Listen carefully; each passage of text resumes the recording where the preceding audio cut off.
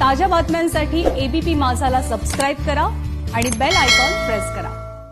हाथरस बलात्कार पीडितेची चिता उत्तर प्रदेश पोलिसांनी पेट्रोल ओतून जाळली आणि आता उत्तर प्रदेशातील भाजप नेते तिच्या चारित्र्यावरती चिखलफेक करू लागलेत। उत्तर प्रदेशातील भाजपचे नेते रणजित बहादूर श्रीवास्तव पुन्हा एकदा बरळलेत।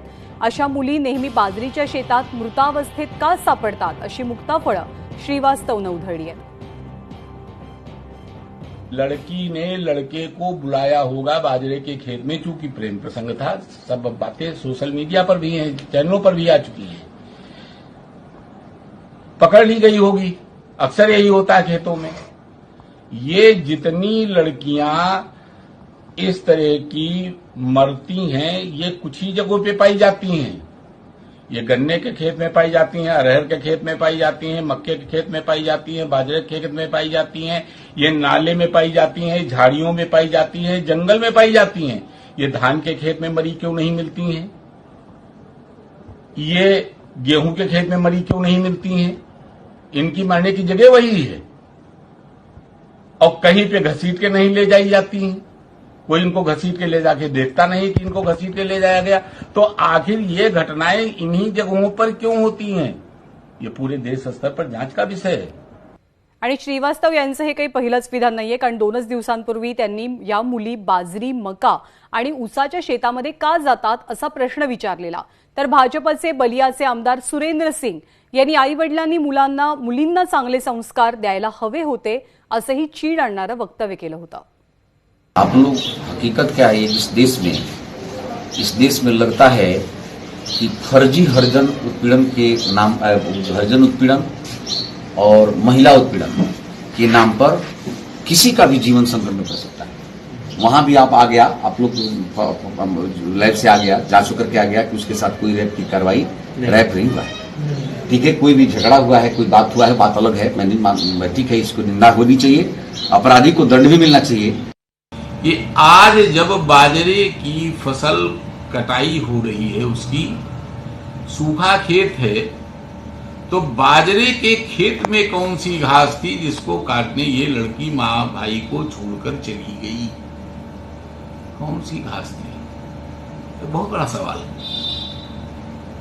बहुत बड़ा सवाल है गांव देहात के अंदर। इन लड़कियों को जब अकेले में घास काटनी होती है तो इनको गन्ने का खेत मिलता है,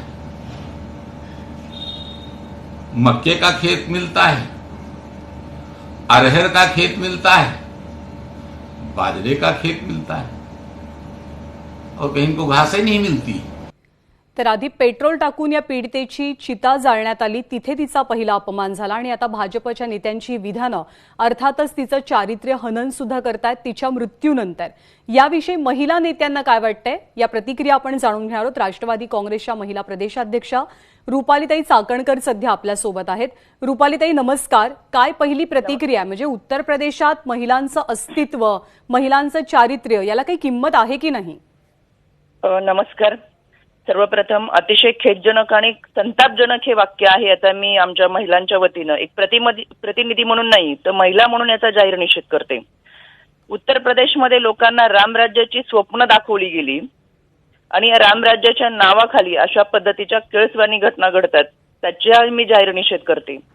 याच्यामध्ये जेव्हा अशी बेताल वक्तव्य या प्रतिनिधींकडून होतात त्यावेळेस खऱ्या अर्थानं आमच्या संस्कारावरती, आमच्या अस्तित्वावरती प्रश्नचिन्ह निर्माण केलं जातं। म्हणजे खऱ्या संस्काराची गरज या भाजपच्या नेत्यांना आहे, मुलींना नाहीये।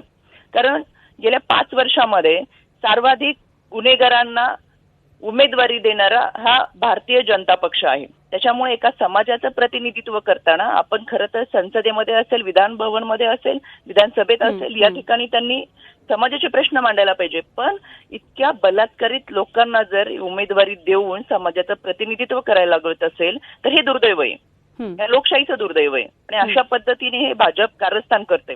याच्यामध्ये दिल्लीपासून गल्लीपर्यंत भाजप नेते ज्या पद्धतीने वक्तव्य करतात त्यावरून सातत्याने भाजपची ही विकृती आपल्या समोर येते। पण रुपालीताई, प्रश्न हा आहे की इतकी हिंमत येते कुठून? महिलांविषयी, मुलींविषयी अशी विधानं करायची याची हिंमत कुठून येते? मुळातच केंद्र सरकार याबाबत काही बोलत नाहीये। आपण जर पाहिलं तर बघा, एक समान धागा सगळ्यांमध्ये दिसतो, तो म्हणजे उन्नावचं प्रकरण असेल, कथुआचं असेल, बलरामपूरमध्ये घडलेली सामूहिक बलात्काराची घटना असेल आणि आता हाथरसची असेल. यामध्ये केंद्र सरकार स्वतःच्या बळाचा वापर करते, पोलिसी बळाचा वापर करते, सत्तेचा वापर करते आणि हे प्रकरण दडपण्याचं अतिशय चांगल्या पद्धतीने त्यांचा या जाहिरातीच्या माध्यमातून किंवा या सत्तेच्या माध्यमातून हा प्रकार चाललेला आहे. त्यांना अशी प्रकरणं दडपायची. केंद्र सरकारला म्हणजे ज्या पद्धतीने कंगनाला सुरक्षितता दिली जाते, तर त्यांना कंगनाचा विषय महत्वाचा वाटतो, या पीडितेचा वाटत नाही, सर्वसामान्य नागरिकांचा वाटत नाहीये. प्रत्येक कार्यक्रम हा इव्हेंट म्हणून केंद्र सरकार साजरा करतंय. आतापर्यंत केंद्र सरकारने खरं तर ही भूमिका मांडायला हवी होती की या हाथरसच्या प्रकरणामध्ये आपण आरोपीला शिक्षा करू, योग्य पद्धतीने तपास करू, यासाठी तात्काळ पत्रकार परिषद घेऊन पोलिसांना सूचना द्यायला हव्या होत्या.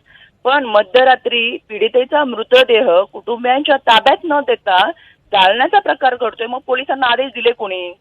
त्या ठिकाणी राष्ट्रीय नेत्या प्रियंकाजी गांधींच्या अंगावरती ज्या पद्धतीने हात टाकला जातो, समस्त महिलांचा हा अपमान आहे. त्या घटनेमुळे देश सुद्धा संतापजनक भावना व्यक्त करत नाही, आहे. एका पाठोपाठ एक घटना घडली आणि त्यामुळे स्वाभाविकपणे काही प्रश्न उपस्थित होतात आणि आदेश कुणाकडनं मिळाले, कुणाच्या सांगण्यावरनं हे सगळं केलं गेलं, याची उत्तरं अर्थातच देशाला हवी आहेत. रुपालीताई, धन्यवाद आपल्या प्रतिक्रियेबद्दल.